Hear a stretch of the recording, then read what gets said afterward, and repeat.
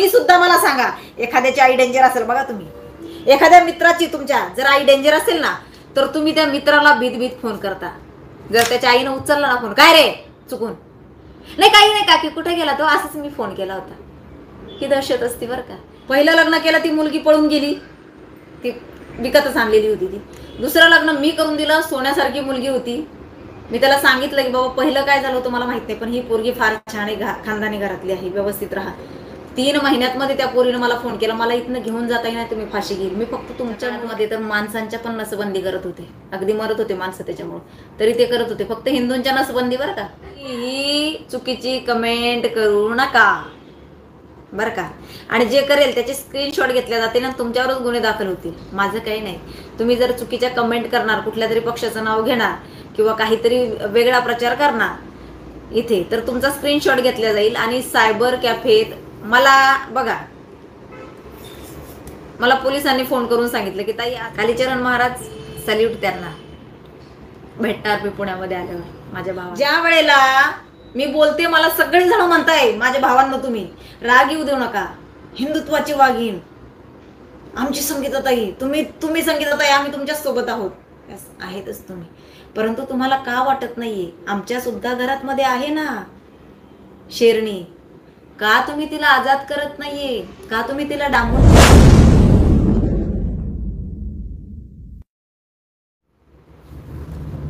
नमस्कार, जय जिजाऊ, जय शिवराय, जय भीम, जय ज्योती, जय क्रांती. मी आपली संगीताताई वानखेडे. आणि या बोलू जरा फार महत्वाचा विषय आहे. महत्वाचा विषय म्हणण्यापेक्षा आज मी चर्चा करणार आहे तुमच्यासोबत की किती खोटं आपल्याला सांगण्यात आलं, आपला इतिहास किती आपल्याला खोट्या पद्धतीमध्ये सांगण्यात आला, किती आपल्याला डांबून ठेवण्यात आलं, किती सर्व काही अगदी खोटं खोटं खोटं खोटं खोटं खोटं पेरण्यात आलं. या विषयावर आज आपल्याला चर्चा करायची आहे. मी छान आहे, तुम्ही कसे आहात. आणि आज मी नक्कीच मध्ये मध्ये तुमच्या कमेंट सुद्धा वाचणार आहे ना. लाईक करा आणि कमेंटही करा. आज मी नक्कीच कमेंटही वाचेल. धन्यवाद राजा कांबळे दादा, धन्यवाद, खूप खूप धन्यवाद. आज माझं थंबनेल तुम्ही वाचलं असेल, आज माझं थंबनेल तुम्ही वाचलं असेल आणि तुमच्या लक्षात आलं असेल आज मला चर्चा कशावर करायची आहे ते. कालीचरण महाराज सॅल्यूट त्यांना भेटणार मी पुण्यामध्ये आल्यावर माझ्या भावाला. माझे जेवढे हिंदुत्ववादी भाऊ आहेत, धर्मरक्षणासाठी अगदीच जे सरसावलेले आहेत, या सगळ्यांना मी भेटणार आहे. इलेक्शन झाल्यानंतर माझा भेटीगाठींचा दौरा चालू होईल, एवढं लक्षात ठेवा नक्कीच. खूप खूप धन्यवाद दीपक दादा, खूप खूप धन्यवाद, खूप खूप आभार. तर आजचा विषय जो आहे आपला तो म्हणजे कितने झूले थे फांसी पे, कितनों ने गोली खाई थी. कितने झूले थे फांसी पे, कितनों ने गोली खाई थी. क्यों झूठ बोलते हो साहब कि गांधी के चरखे से आजादी आई थी. अरे हमें बताया गया कि गांधी के चरखे से आजादी आई थी. हेच आपल्याला सांगत आलेत ना. आज याच्यावर चर्चा आपण करणार आहोत. मला सांगा,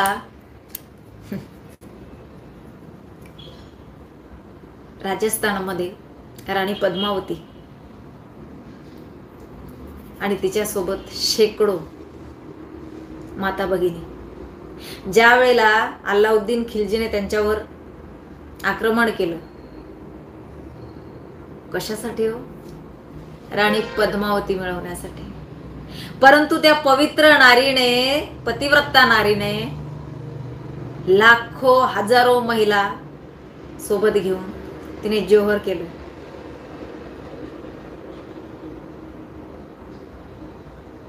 तरीही आपले हिंदू हात बांधूनच उभे होते. बोललं नाही हो कोणी, बोललं नाही कोणी, बोलत नव्हते कोणी.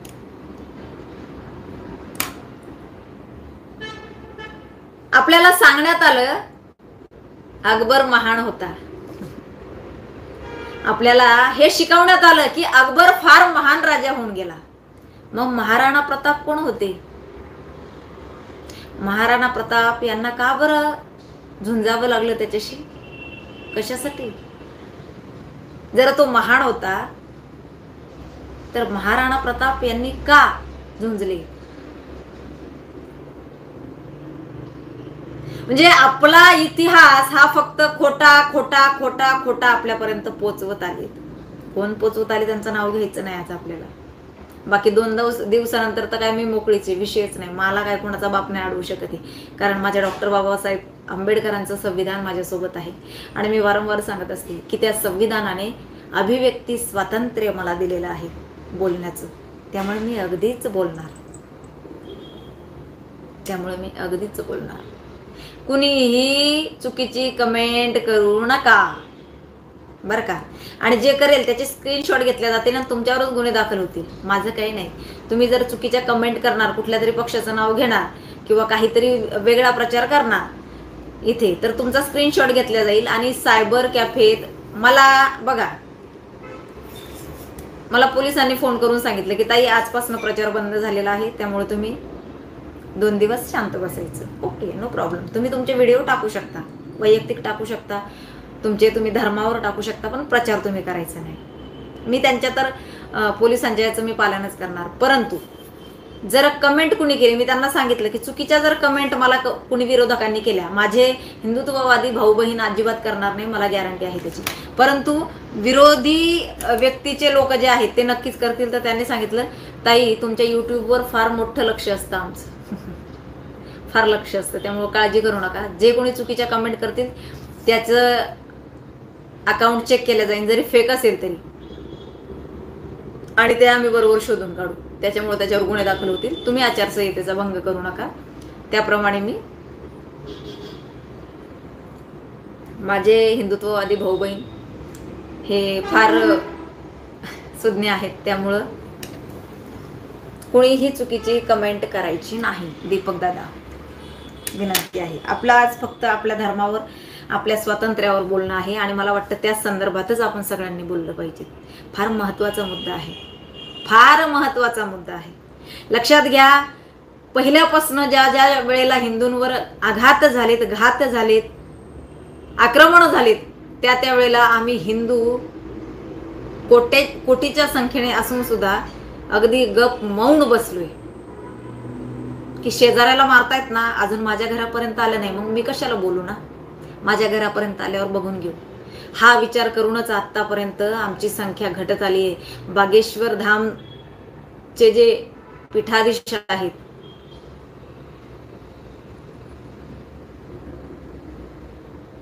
त्यांनी परवाच्या दिवशी एका त्यांच्या बाईटमध्ये सांगितले की हिंदू हा अल्पसंख्याक होत चाललेला आहे.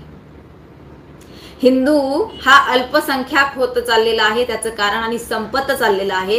त्याचं कारण हिंदूंसाठी कधीच उभा राहत नाही, कधीच बोलत नाही. त्याच्या समोर जर एखाद्या हिंदूला कापत असतील ना, तो कापू देईल खुशाल, कापा त्याला. मी माझं बघून घेईन माझ्यापर्यंत आल्यानंतर. आणि त्यामुळेच आपली संख्या घटत चाललेली आहे. फार जागा होण्याची गरज आहे आपल्याला. लक्षात घ्या,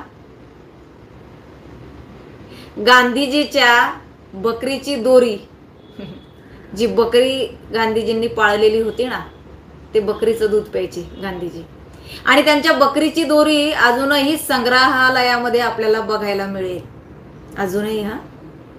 परंतु जे स्वातंत्र्यासाठी फासावर लटकलेत ना,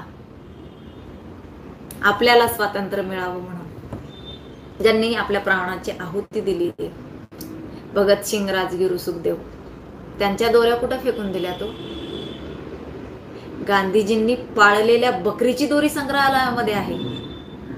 परंतु भगतसिंग, राजगुरू, सुखदेव यांना ज्या फासावर चढवलं होतं त्या दोऱ्या कुठे आहेत? त्या दोऱ्यांमुळे आम्हाला आझादी मिळालेली आहे, चरख्यामुळे नाही. आम्हाला खोटं खोटं खोटं पेरत आलेत, खोटं सांगत आलेत. कशासाठी? राजकारणासाठी, फक्त राजकारणासाठी. अरे आमच्या पाटलांच्या जमिनी खूप जास्त होत्या म्हणून आम्ही त्या कसायला दिल्या होत्या, की आमच्याच्यानं होत नव्हत्या मराठ्यांच्या जमिनी. ठीक आहे, आमच्याच्याने एवढं होत नव्हतं म्हणून आम्ही ते कुणाला तरी कसायला दिलं होतं. परंतु कुणी हा कायदा आणला होता, राहीन त्याचं घर आणि कसेल त्याची जमीन. कुणी आणला होता हा कायदा? आणि का विसरतोय आम्ही वारंवार? का विसरतोय? आम्हाला खोटं खोटं खोटं खोटं खोटं पेरत आले, खोटं सांगत आले. का का आमच्या डोळ्यावरची पट्टी सुटत नाहीये? का आम्ही त्या गांधारी सारखं बावळटपणा करतोय?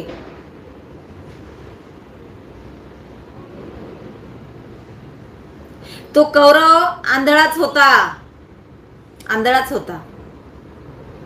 माझा नवरा आंधळा म्हणून गांधारीने पण पट्टी डोळ्यावर बांधून घेतली होती की मी पण बघणार नाही. तिला कळत होतं माझे मुलं चुकतायत, तिला कळत होतं, तरीही तिने डोळ्यावरची पट्टी काढली नाही. ती काढू शकत होती.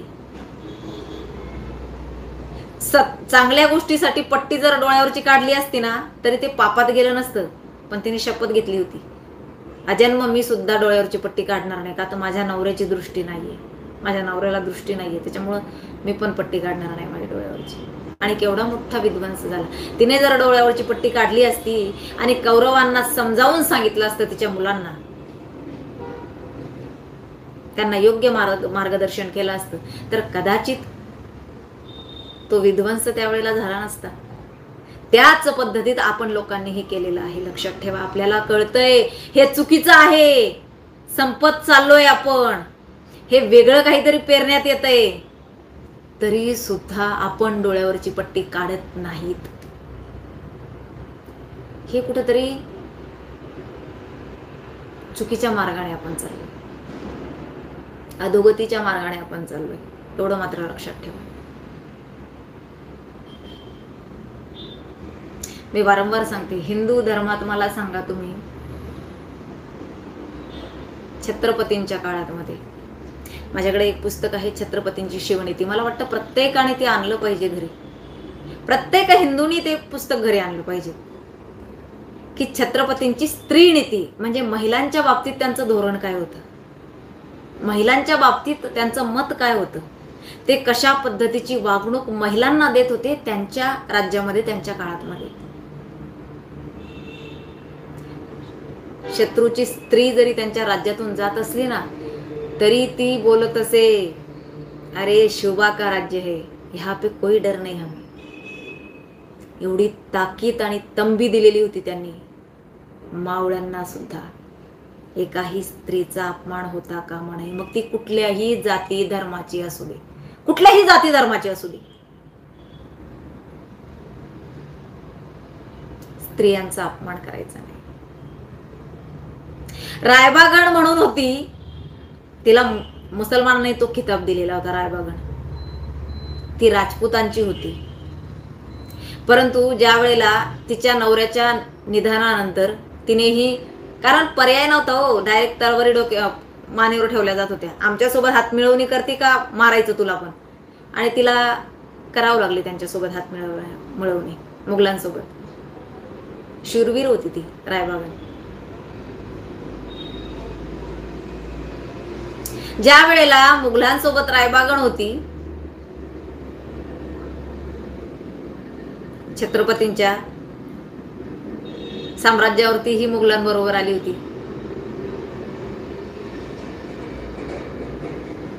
त्यांचा प्रांत जिंकण्यासाठी. परंतु ज्या वेळेला ते आले त्यावेळेला शिवराय आणि त्यांच्या मावळ्यांनी फार गनिमी कावा केला आणि त्यांची कोंडी केली होती. तुम्ही जर गुगलला जरी सर्च केलं रायबागण तरी तुम्हाला पूर्ण इतिहास तिचा तुमच्या समोर येईल. त्यावेळेला न युद्ध करता छत्रपतींनी त्यांना डांबून ठेवलं होते, न युद्ध करता, बरोबर रणनीती आखून बरोबर. आणि तेव्हा तिला सगळ्यांना पकडण्यात आलं. तिच्या मला त्यांचं नाव सांगता येणार नाही आता, ती कुठल्या मुघलांसोबत गेली होती, परंतु म्हणजे त्या लोकांचं नाव, त्या मुघलांचं नाव सांगता येणार नाही. परंतु रायबागणने मात्र, तिला मुलगा होता, तिने मुलगा घेतला आणि छत्रपतींच्या मांडीवर ठेवला आणि छत्रपतींना तिने आव्हान केलं की हे लेकरू आहे, याला बाप नाहीये, मीच त्याचा बाप आहे, मीच त्याची आई आहे. तुम्हाला काय सजा द्यायची ती मला द्या, परंतु एका आईचा मात्र विचार करा तुम्ही. आणि छत्रपतींनी तिला सांगितलं, बाई ग, भयमुक्त तू राहा, भय तुझ्या चेहऱ्यावर ठेवू नकोस, तुझ्या केसालाही इथे धक्का लागणार नाही. छत्रपतींनी मावळ्यांना आव्हान केलं, दूध आणा, या बाळाला दूध पाजा. आणि जे शरण आलेले होते मुघल सुद्धा आणि रायबागन सुद्धा, त्यावेळेला रायबागनला मामाकडनं ही भेट माझ्या भाच्यासाठी म्हणून एक प्रांत, की एकटी स्त्री आहे, आपल्या पतीच्या निधनानंतर सुद्धा आपल्या प्रांताचं रक्षण करते, आणि त्या प्रांताचं रक्षण करण्यासाठी तिला मुघलांशी हातमिळवणी करावी लागली, कारण पर्याय नव्हता तिच्याकडे दुसरा. आणि म्हणून तिला जगण्यासाठी छत्रपतींनी तिला एक प्रांत भेट म्हणून दिलाय, की तो प्रांत, त्या प्रांताचं जे काय असेल ते तुला मिळेल. ही माझ्या छत्रपतींची शिवनीती होती. कधीच नाही हो त्यांनी मुघलांच्या स्त्रियांना सुद्धा अभय असायचं माझ्या छत्रपतींच्या स्वराज्यामध्ये, हिंदवी स्वराज्यामध्ये. आणि आता आपलेच बरेच आत्ताही कमेंट करत असतील, मी बघत नाही कमेंट, कारण माझी लिंक तुटते. मी खूप वेळा सांगितलं मग की मग मला त्रास होतो त्या कमेंटचा, आणि मग माझी लिंक तुटते. म्हणजे ही अवलाद आहे आता जन्माला आलेली, आणि म्हणतात आम्ही छत्रपतींची मावळे, त्यांच्या विचारांचे पाईक. कुठला विचार तुमच्यामध्ये त्यांचा आहे रे माझ्या छत्रपतींचा? तुम्ही त्यांचं नाव सुद्धा घेऊ नाही, तुमची लायकीच नाही छत्रपतींचं नाव घ्यायचे. परंतु जसा आपण इतिहास वाचतोय की छत्रपतींच्या मावळ्यांमध्ये मुसलमान मावळ्यांची सुद्धा संख्या होती. हो, मुस्लिम मावळेही होती, पण ते मुस्लिम मावळे कसे होते तर त्यांना हाणून मारून मुसलमान केलेलं होतं, आणि ती लोक ते मान्य करत होते की आम्हाला इच्छा नव्हती तो धर्म स्वीकारण्याची, आमच्या मानेवर तलवार ठेवून आम्हाला जबरदस्ती धर्म स्वीकारायला लावलेला आहे. परंतु आपले सुद्धा मराठा ज्यांनी धर्म स्वीकार केलेला नव्हता तरी सुद्धा सत्तेसाठी आणि खुर्चीसाठी मुघलांच्या सोबत गेलेले होते. हो, खंडूजी खोपडे सारखे, सूर्याजी पिसाळ सारखे गेलेले होते ना. त्यांच्याच अवलदी आज आहे ना पश्चाताप होतोय आपल्याला. का यांना तिथंच गाडायला त्याच वेळेला पाहिजे होती, ह्यांची पिलावळ वाढली नसती पुढं. आणि आज त्याच अवलादींनी आपला धर्म धोक्यात आणलेला आहे बघा.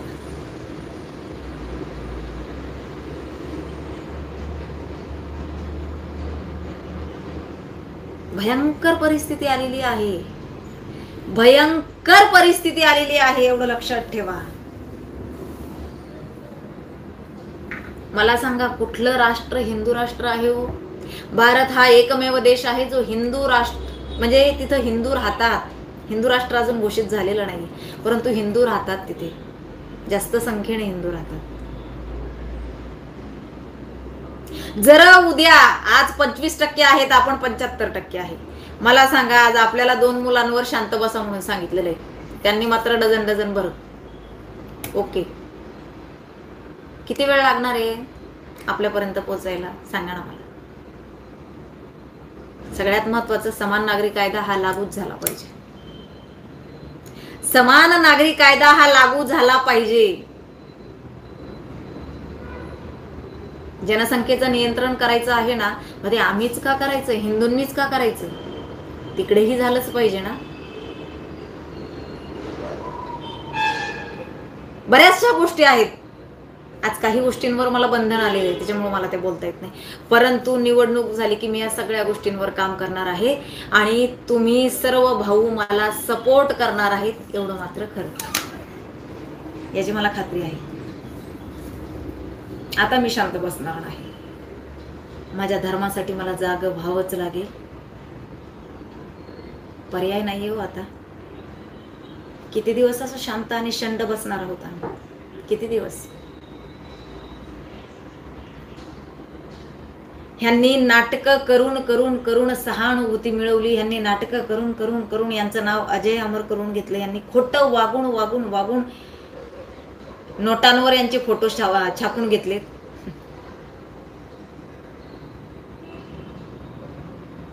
ज्यांनी लाठ्या काठ्या खाल्ल्यात, ज्यांनी गोळ्या खाल्ल्यात, जे फासावर लटकलेत, ते फक्त इतिहासामध्ये त्यांच्या नोंदी आहेत हो, बाकी फारसं काही नाहीये. आणि तेही तोडून मोडून वेगळंच. त्यांच्याबद्दल कुठं कौतुक करण्यातच आलेलं नाहीये ह्यांच्या काळात मध्ये, 70 वर्षात मध्ये.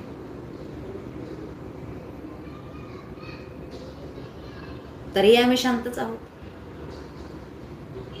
शंड झालेलो आहोत आम्ही. किती दिवस शांत राहणार आहात मला सांगा? ज्या 17 मागण्या केल्यात, मी मागण्यांबद्दल बोलते, त्याच्यामध्ये एक मागणी अशी पण आहे की ज्या वेळेला आमची मुलं हिंदू धर्मातल्या मुलींशी लग्न करतील त्यावेळेला त्या मुलांना 5 लाख रुपये देण्यात यावी. आणि आमच्या मुली त्यांच्या घरात गेल्या की त्यांनी 5 लाख रुपये घ्यायचे, नंतर तिचे 500 तुकडे करून फेकून द्यायचे. छान, मस्त. आणि आमचीच लोक मान्य करतात त्या गोष्टी सत्तेसाठी. सत्तेसाठी तुम्ही इतक्या खालच्या थराला जाल. आज हिंदुत्वावर प्रखरपणे बोलणाऱ्यांची संख्या फार कमी आहे लोक.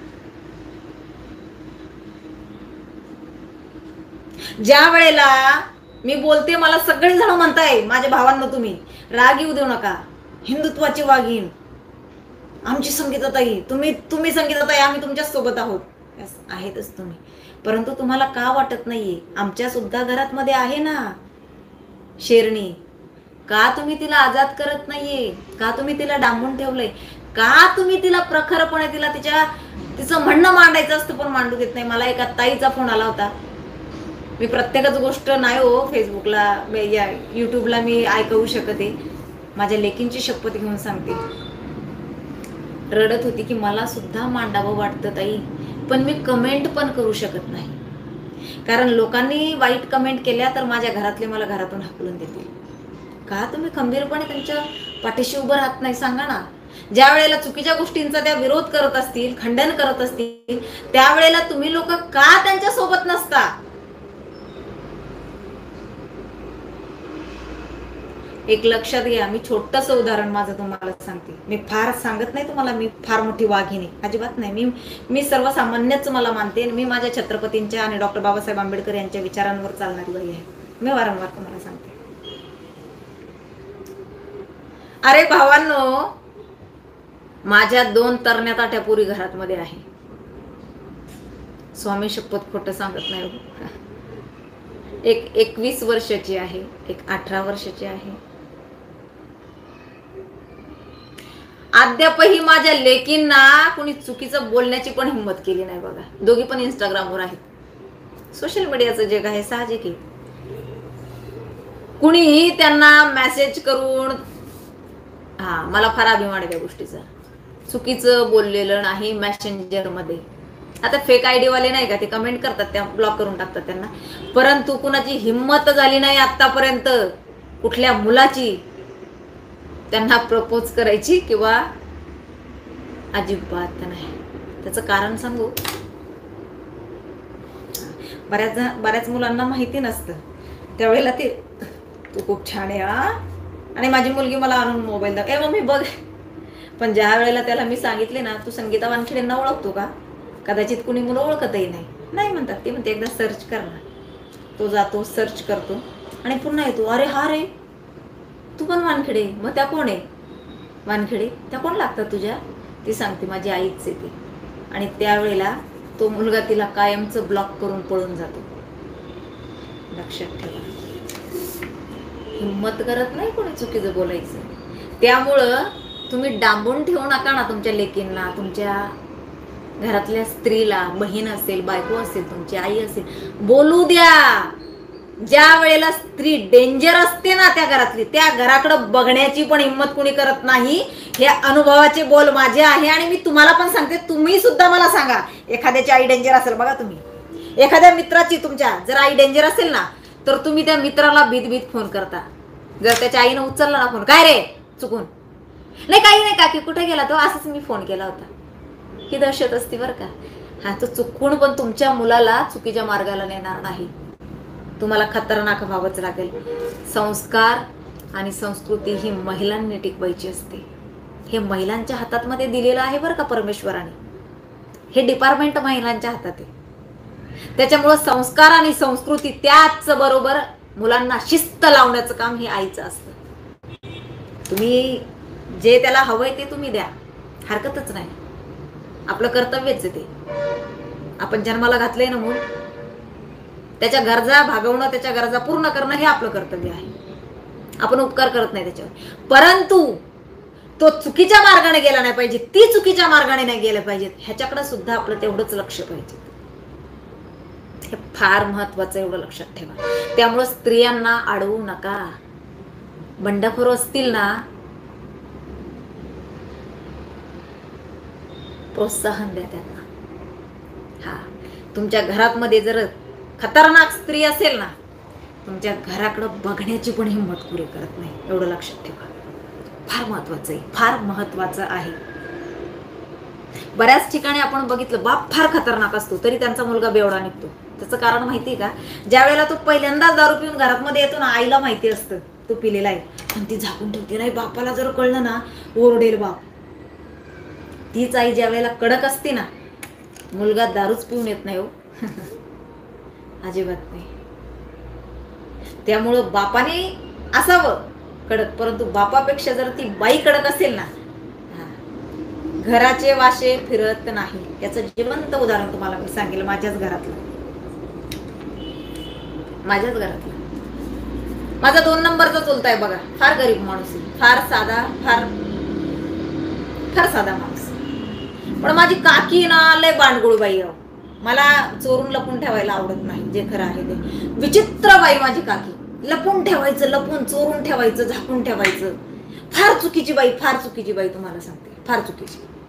आता त्याचबरोबर माझा लहाना काकाही आहे, पण लय कडक माणूस, शिस्तबद्ध, खतरनाक. चुकीचं बोललेलं त्याला अजिबात खपणार नाही.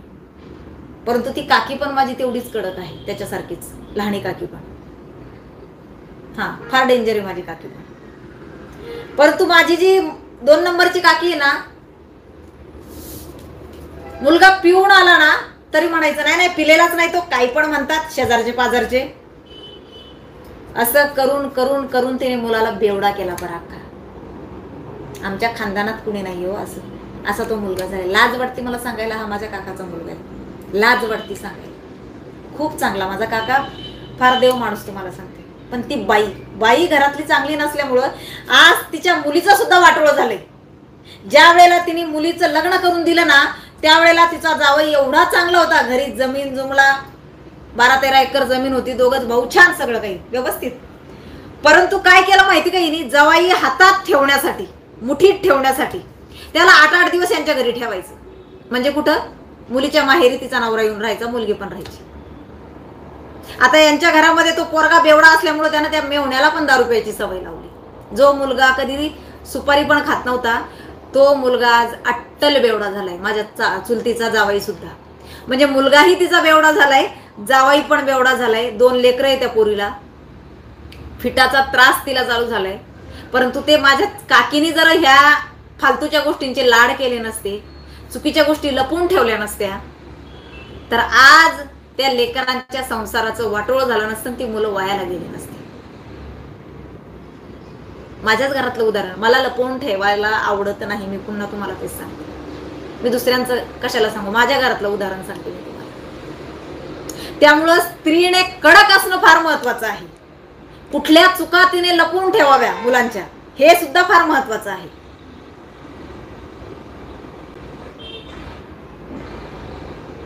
अक्षरशः 2 त्या मुलाचे लग्न करून दिले, चुलतीच्या मुलाचे माझ्या.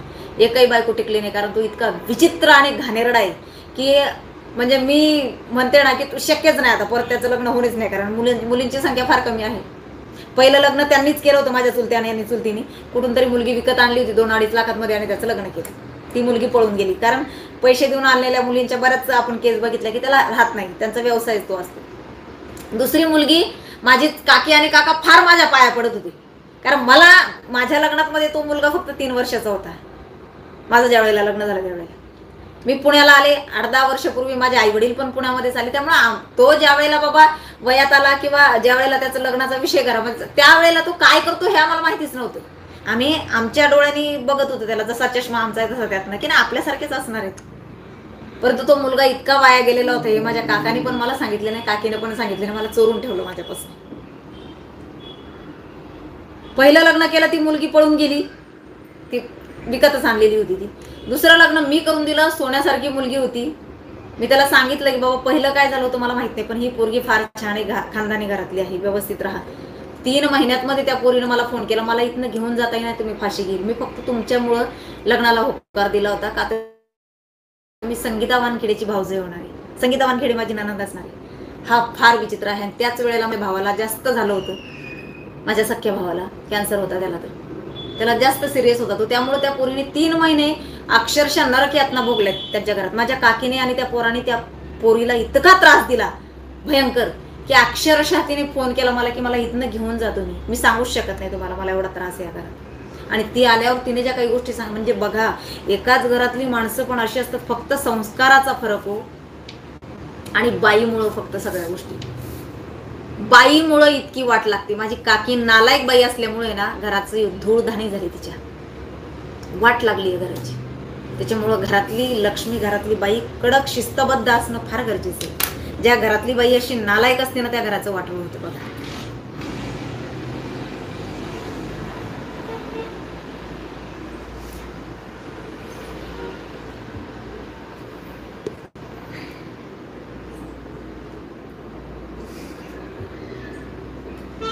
तर आजचा आपला जो विषय होता तो म्हणजे जे खरं आहे त्याच्यावरच आहे हो. थोडासा तो दुसऱ्या मार्गाने गेला होता, परंतु फार आपल्याला आपल्या धर्माबद्दल, आपल्या इतिहासाबद्दल आपल्याला खोटं खोटं खोटं सांगत आले. त्यामुळं पुन्हा एकदा तुम्हाला सांगते मी की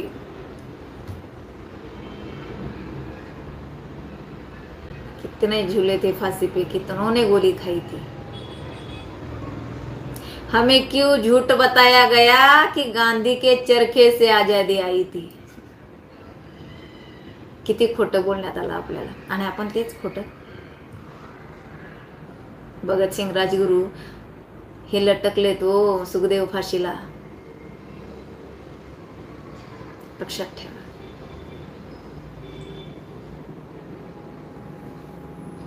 फार भयंकर परिस्थिती होती, आणि हसत हसत ते त्या फासावर लटकले होते, का आता आमचा देश स्वतंत्र होणार आहे. फाशी त्यांच्या डोळ्यासमोर होती, तरी सुद्धा त्यांच्या तोंडातनं हेच शब्द येत होते की ना इज्जत दे, ना अजमत दे, ना सूरत दे, ना सीरत दे, मेरे वतन के वास्ते रब बस मरने की तू हिम्मत दे. की मला काहीच नकोय, मला इज्जत नकोय, मला म्हणतात ना मेल्यानंतर स्वर्गात मध्ये जागा मिळेल, मला ती पण नकोय, मला काहीच नकोय, फक्त माझ्या देशासाठी मरण्याची हिम्मत तू माझ्यामध्ये दे. काय त्याग होता त्यांचा, काय समर्पक भावना होती त्यांची, आणि समर्पित करून ठेवलं होतं देशासाठी. आज आपल्याला फक्त विरोध करायचा आहे आणि खऱ्याची साथ द्यायची. आपलं रक्षण करण्यासाठी डॉक्टर बाबासाहेब आंबेडकर यांचं संविधान आहे हो आपल्यासोबत. का विसरतोय आपण, का घाबरतोय आपण? त्यावेळेला जर असे कायदे असते, मी म्हणते अहो किती भगतसिंग आणि सुखदेव आणि राजगुरू आज जिवंत असते, सांगा ना. त्यावेळेला जर संविधान असतं तर माझे भगतसिंग, राजगुरू, सुखदेव फासावर चढले नसते हो. माझ्या लाखो वीर जवानांनी ज्या छाताडावर गोळ्या घेतल्यात ना इंग्रजांच्या,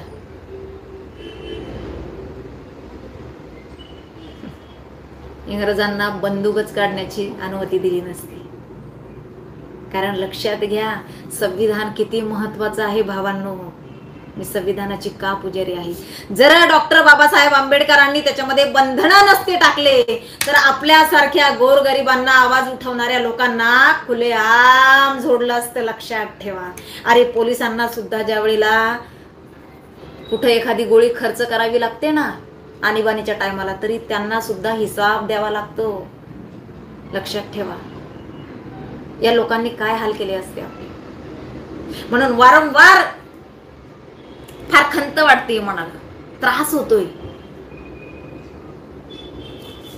त्यावेळेला का संविधान नव्हतं? त्यावेळेला जर माझे डॉक्टर बाबासाहेब आंबेडकर यांचं संविधान असतं तर माझे इतके गेले नसते. लक्षात ठेवा. अरे डॉक्टर बाबासाहेब आंबेडकर यांचं संविधान 70 वेळा बदलायला लावलं. त्यावेळेला ज्यांची सत्ता होती ना त्या लोकांनी 70 वेळा. इंदिरा गांधी आणि चाचा नेहरू. कोणी चाचा केलं काय माहिती त्याला. लय घाण शब्द येतात त्याच्यासाठी माझ्या तोंडात. पण जरा 70 वेळा बदलायला लावलं त्यांना. 70 वेळा.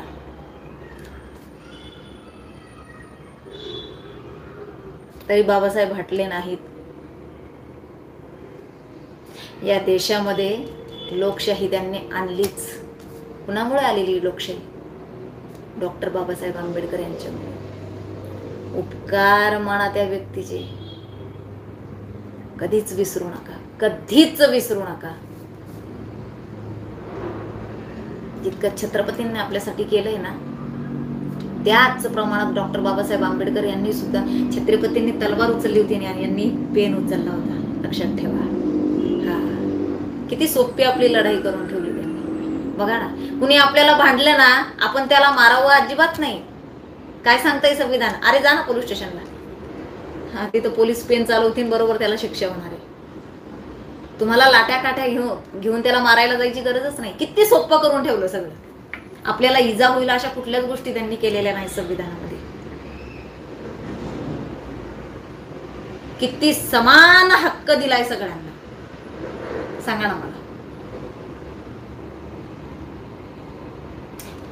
आता तुम्ही म्हणाल की मग हम दो हमारे दो हे का बरं संविधान? डॉक्टर बाबासाहेबांच्या संविधानाने नाही केलेलं ते.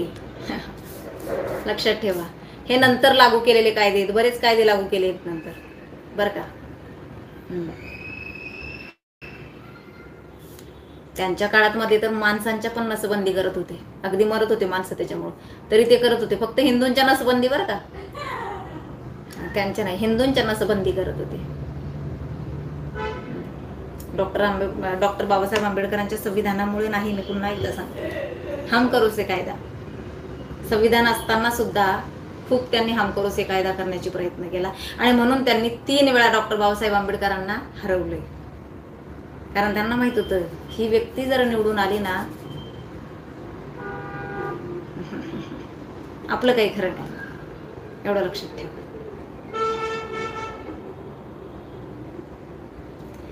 त्यामुळे लक्षात ठेवा,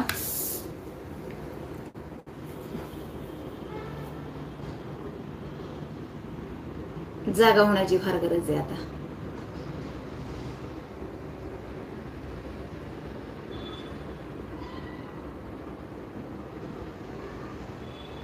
गरज आहे. लक्षात ठेवा. हो, आता एका दादाने कमेंट केली की पालघरच्या साधूंची हत्या. मला सांगा, जर संविधान लागून असतं, कायदा लागून असता आपल्या देशाला, असे साधू संत किती मारून फेकले असते. किती मारून फेकले असते ना. बघा ना, आमचे जगद्गुरु संत तुकाराम महाराज आपल्याला काय आख्यायिका सांगण्यात येते? काय सांगण्यात येते सांगा ना. त्यांच्या ज्या ओव्या होत्या ना त्या चंद्रभागेमध्ये त्यावेळेच्या सत्ताधाऱ्यांनी, बरं का, आणि त्यावेळेचे बडगे होते, त्यांना त्यांच्यापेक्षा वरचं कोणी चालत नव्हतं. जसे आत्ताचे हे आहेत ना भिकमांगे विरोधी, की गोरगरिबांनी, झोपडीतल्या पोरांनी मोठं व्हायचं नाही, आम्हीच राज्य करते, संविधान लागू आहे तरी सुद्धा. तसे त्या काळात पण होते बडगे. काय केलं? जगद्गुरु संत तुकाराम महाराजांच्या ओव्या चंद्रभागेमध्ये बुडवून टाकल्या. त्यावेळेला जर संविधान लागू असतं तर काय काय त्यांना शिक्षा झाली असती? विचार करा ना, किती शिक्षा झाली असते त्यांना. माझ्या ज्ञानेश्वर माऊलीला समाधी घ्यायला लावली 24व्या वर्षी. काय त्यांना शिक्षा झाली असती? विचार करा. आणि संविधान जरा लागू असतं तर माऊलींना समाधी घेऊच दिली नसती ना हो. किती संविधानाचं महत्व आहे, काय सांगायचं रे बाबांनो तुम्हाला. हा संविधान जो ग्रंथ आहे ना, प्रत्येक क्षणी आपल्याला आहे ना जगवतो, एवढं लक्षात ठेवा, वाचवतो. त्याच्यामुळे त्याचे पुजारी प्रत्येक जण व्हा. आणि डॉक्टर बाबासाहेब आंबेडकरांना प्रत्येकाने पूजा आपल्या घरामध्ये. अनंत उपकार आहेत त्यांचे आपल्यावर.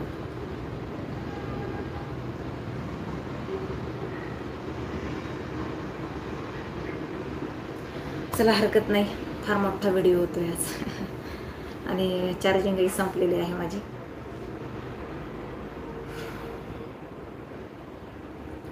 लक्षात ठेवा, विनंती करेल, जागे व्हा रे बाबांनो, जागे व्हा, धर्म वाचवा. धर्म बुडवण्यासाठी सगळे एक झालेले आहेत. धर्म बुडवण्यासाठी सगळे एक झालेले आहेत, लक्षात ठेवा. आणि आपलेच आपल्या विरोधात गेलेले आहेत. या ठिकाणी जाता जाता एक सांगते की जंगल काटने का किस्सा ना होता, जंगल काटने का किस्सा ना होता, अगर कुलाड़ी के पीछे लकड़ी का हिस्सा ना होता. जंगल कापलंय त्याचं दुःखच आहे हो, परंतु कुणी कापलंय? कुऱ्हाडीला आधार कुणी दिलाय? त्याच जंगलात मध्ये वाढणाऱ्या एका झाडाच्या दांड्याने. तो दांडा जरा त्या कुऱ्हाडीला नसता तर कुऱ्हाडीमध्ये एवढी ताकद आली असती का जंगल कापण्याची? त्याच पद्धतीत मध्ये हिंदूंना संपवायला चाललेत, परंतु हिंदूंना संपवण्यासाठी कोण पुढारलेलं आहे? त्यांना मदत कोण करतंय? त्यांना बळ कोण देतंय? आमचीच लोक. आमचीच लोक आज आम्हाला संपवण्यासाठी बळ देत आहेत, म्हणून आम्ही संपत चाललो, एवढं लक्षात ठेवा. म्हणून माझी विनंती आहे की जंगल कापणाऱ्या त्या कुऱ्हाडीचा दांडा होऊ नका रे बाबांनो. लक्षात ठेवा मी काय सांगते ते. जंगल कापणाऱ्या, जंगलाला संपवणाऱ्या त्या कुऱ्हाडीचा दांडा होऊ नका, कारण ती कुऱ्हाड आपल्याला संपवतीये, लक्षात ठेवा. चला, हरकत नाही, रजा घेते. आणि सगळ्यांना विनंती करते, धर्म वाचवा. ह्याच्या पलीकडे काहीच सांगणार नाही. धर्म वाचवा, वाचवण्याची गरज आहे. चला, गुड नाईट, शुभरात्री, श्री स्वामी समर्थ. मस्त खा, स्वस्त राहा, जगा आणि जगू द्या. उद्या पुन्हा नवीन विषय घेऊन तुमच्या समोर येणारच. तोपर्यंत तुमचीच संगीता ताई वानखेडे. जय हिंद, जय महाराष्ट्र, जय हिंदू राष्ट्र.